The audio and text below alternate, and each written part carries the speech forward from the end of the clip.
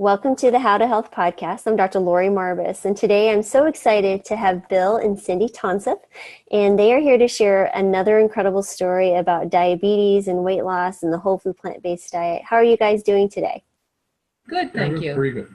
Wonderful. Thank you for taking time out of your evening. I know we've had a few reschedules, and I appreciate you being patient with me.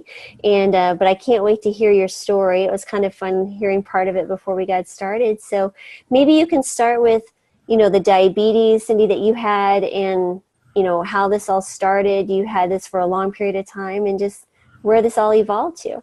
Sure. Well, back in 1981, I had a child that was 11 pounds, 2 ounces. And at that point, I was slightly overweight, but they had not diagnosed me with diabetes. But I was told that 90% of women who had child 10 pounds or over either are or would be diabetic at some point in their life. And I yo-yoed from then. I probably joined 11 different weight loss programs, and I always lost weight. I was good at losing weight. Couldn't keep it off, and when I regained it, I'd add some to it. So finally, they diagnosed me, I'm not sure, but I was diabetic for 25 years plus. I was on metformin that whole time, and they had offered me other meds, but I always felt that it was not a good idea. I wanted something that reduced the cellular resistance. I didn't want something that would make me gain weight. And so I stuck pretty much with the metformin that whole time. Wow. And then Bill started doing a lot of independent research, because his weight yo-yoed this last 10 years with me. He was up to 335 pounds, and I was up to 233 pounds. Yeah, we were special. But, he started reading about it, and I really didn't think I could get rid of diabetes. I just thought, okay, half a cup of rice is a serving of carbohydrate, and a piece of bread is 15 grams, and and I have a son that's type 1, so we knew a lot about diabetes. So Bill started doing a lot of reading, YouTube videos and books, and go ahead. Well, the book that really did it for us was Dr. Bernard's book, Reversing Diabetes, which I didn't believe it was possible. That was just nuts. But I read the book anyway. And wow, it seemed to make some sense. It seemed like something we could try. And I also went online to kind of check him out and see what other people thought. And that's when I found a half a dozen or more other plant-based doctors who were all basically singing the same tune. So that's fantastic. We gave it a try, and unfortunately we kind of made a mistake. We looked at that book and said, oh, this is just vegan, so let's go eat vegan.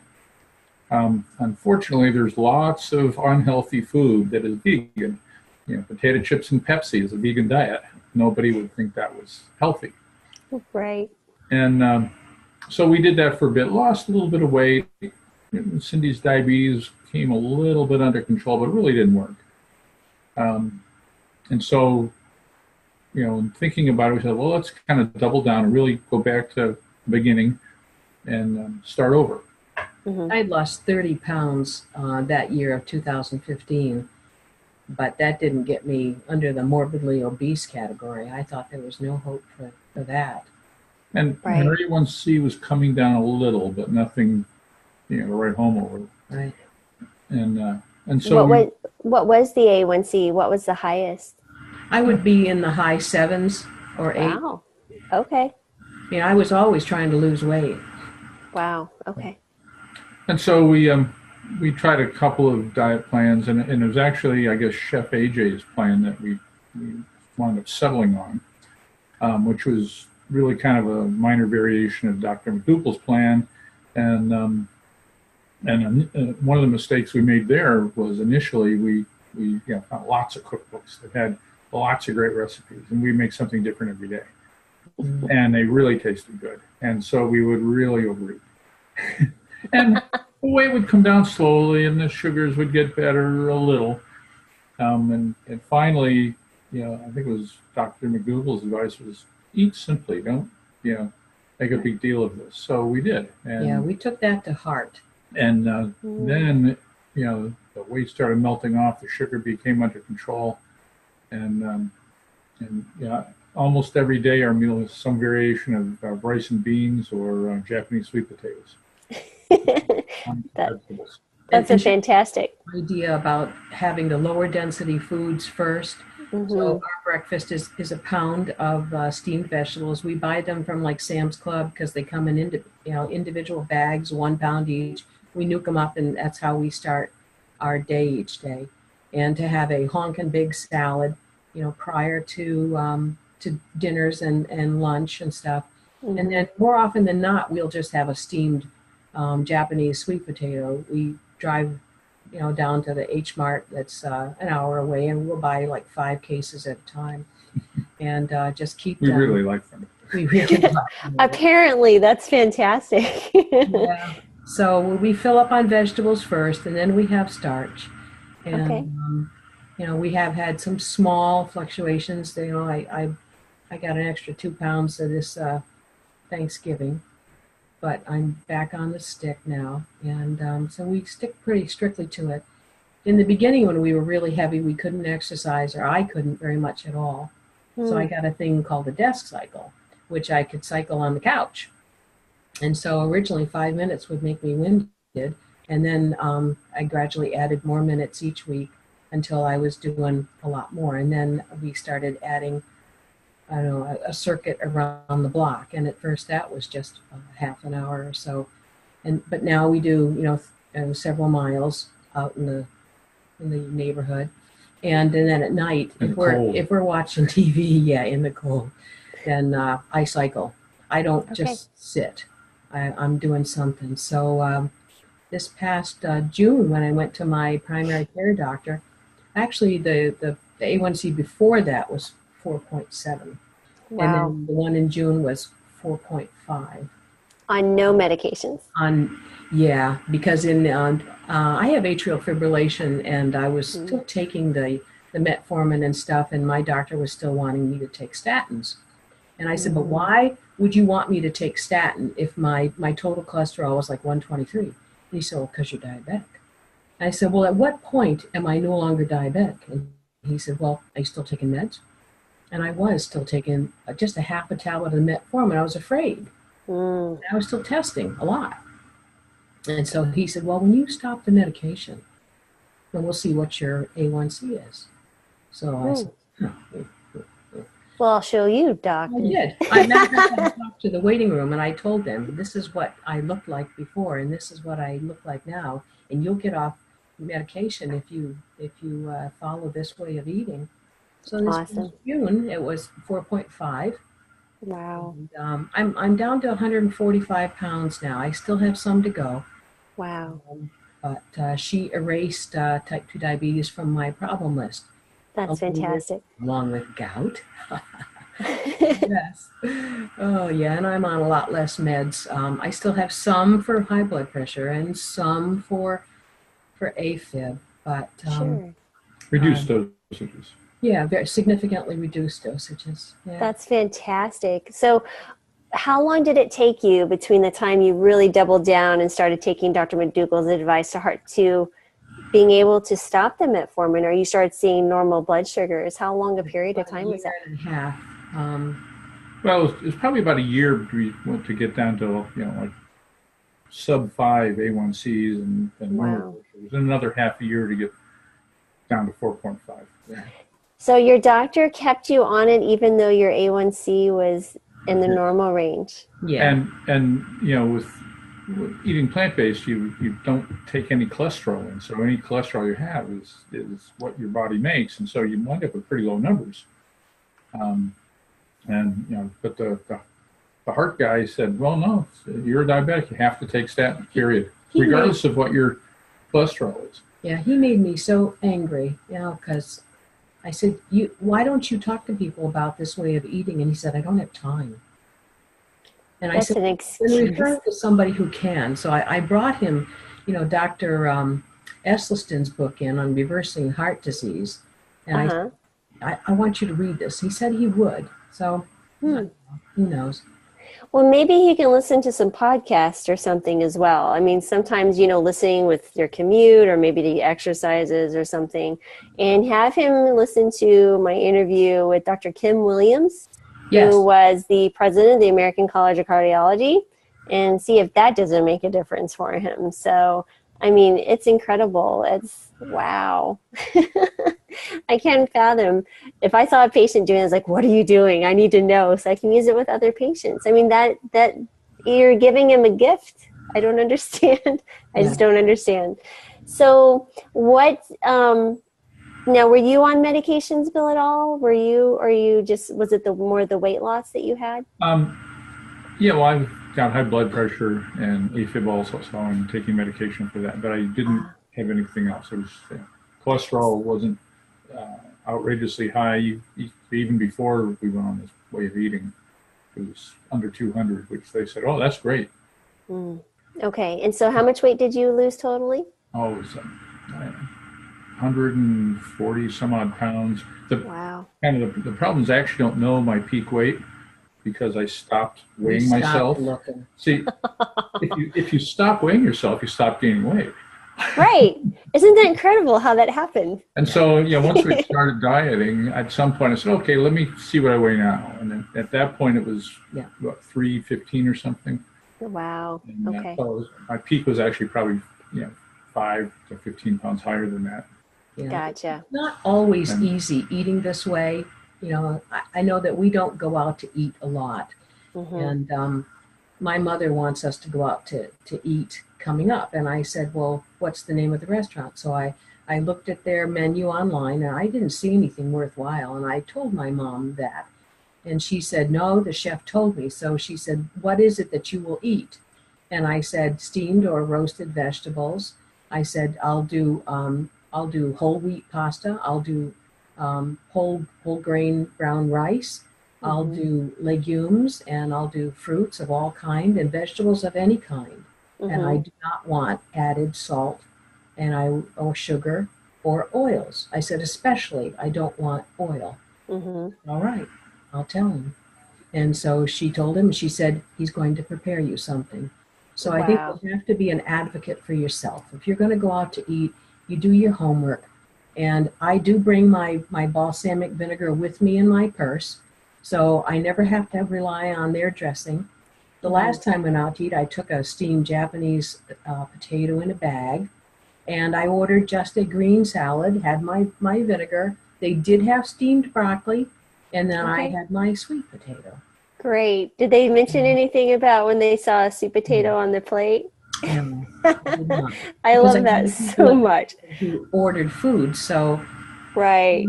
Yeah, well, eating out is actually probably the hardest thing because so many places, don't cook this way. Right. Or they use a lot of oil. Absolutely. And our first family Thanksgiving, when we were on this way of eating, well, of course, the rest of our family doesn't do this. And so we sort of made two dinners, one for them and one for us. And so we had a big turkey for them, and then I don't remember what we had for us, but it was something. Right. I told them no more. I'm not going to roast another turkey. So the next year we said, well, if you want to come to Thanksgiving, we'd love to have you, but we're eating our way, and so are you. So this Thanksgiving. And if you want something else, bring it. We had all vegan things. My daughter did bring a full sugar egg pecan pie for my son, but everything that we had, now granted we did have a field roast, and they are salt and oil, but I thought that was a better option to introduce people to other things than bringing meat. And we roasted vegetables, and we brought salad and potatoes cooked in the Instapot with garlic and broth, and so it worked out. That's fantastic. That is awesome. So yeah, we've done the same thing. I've been doing this for almost 6 years. So all my kids are plant-based now, and my husband, he lost 65 pounds. So It's Well, pretty. my primary care doctor asked me, she said, you guys are poster children. She said, every doctor wants to have someone like you. And she said, how did you convince your husband to follow plant-based? And I said, he was the one who introduced me. She said, I should have you talk to some of our other patients. And I told her, I said, if you want me to, I will. I'll bring my before picture. And I'll to them. So What you can do is once we post this, because it'll be on YouTube as well, send her the link and say you can play this for any patient right in the middle of your clinic. I have played videos for patients, you name it. I've done anything I can to actually get people to change their diet. So that is awesome. So well, it works. Yeah, I mean, it's such an incredible circumstances to see that you guys work together. That's really nice, because a lot of times when we have couples, there's it takes a little bit of time before they're in sync, if ever. And then a lot of times there's some saboteuring or the sabotage things going on. Giving up dairy and oil. Oh yeah. We took the course, the Forks Over Knives by Ruby. We took the online cooking course, which taught us how to use broth, and we did really well. We aced that course. So that helped us a lot. Yeah, I interviewed Ken Rubin, who's one of their chefs that helps plan all that. So it's pretty cool. Great. It was great. Yeah. Well, in fact, of people, when we talked about it, the biggest question is generally, well, how do you cook without oil? I mean, it's just assumed that you have to have oil in the frying pan. That's a fair question, because that's how a lot of us are raised, right? You fry things. Yeah, absolutely. And so that's a completely fair question. I do have a question for you. Now, let's say you have someone who's teetering. They're not sure if they want to do this. They're struggling with the idea. What bit of advice or how could you encourage someone, or maybe there's some biggest fear that you see people have and that you've overcome. What would that be that you feel like someone could actually benefit from hearing from someone who's actually done it? Tough question. I don't know. Well, it is hard to give up dairy and oil. I'll grant that. But I would say try it for just even a short period of time. Give it a period of a few weeks and just see, because my diabetic numbers began to plummet right away, and I began to see results on the scale. It wasn't a lot. It might have been a pound or sometimes 2 pounds in the beginning per week, but it was steady. And I just felt really good about it. And we first started this because of health, but then we did it because of our environment and because of the animals. So it was a multi. Well, those are just important. Health was actually number one. Yeah, that's why we started this. Absolutely. Yeah. Absolutely. So when you say, it's only a couple of pounds a week, but if you think about it, that really adds up. Let's say 4 to 8 pounds a month. Sure. I mean, in a year, that's 96 pounds. So I have one patient who's lost 150 in a matter of about 10 months. And she has another 200 probably to go, but she just feels so much better. So was there something besides the scale that you saw change in your numbers? What was your overall well-being? Was there changes in mood and energy and other things? Definitely. Oh yeah, I feel much better. I have dealt with depression for years, and I'm finally ready to tell my therapist I don't need to come anymore. Oh, that is so wonderful. Like I have a handle on my life, and I feel confident enough to tell people, that what I'm all about, and And when we walk around the block, we feel so darn free. And like when we visit my dad, he's got a handicap sticker, and he says, "Here, you can take my sticker and you can park away from the store." And I tell him, no, I want to walk because I can, and I want to keep this up. And, we each have a Fitbit, and we do at least, our 10,000 steps a day, generally a whole lot more than that. So just start the activity, and it might come slow, the increase. And look, there is one downside. You have to buy new clothes. Now that depends on who you're talking to. So some might actually see that as a benefit. Well, that is wonderful. And I love all your photos in the back here. Your guys, you know, I mean, I'm sure that's part of the New Hampshire seaboard, I guess, all the lighthouses and different things. Always That been a is, love of mine. Yeah. oh, wonderful. Okay. Well, thank you guys so much for spending your evening with me, sharing your information. And I can't wait to share this with our audience. It means a lot. Well, thanks for giving us Yeah. the opportunity. If it Thank you. helps, you know, one person, I'm really grateful for that. Absolutely. And you guys are incredible examples of what can be done, and not to be afraid to try it. I mean, what do they have to lose? Right. And talk to This- your doctor. You know, they yeah. don't know everything. Mm. No. Oh my goodness. I love that. I love your facial expression. All right.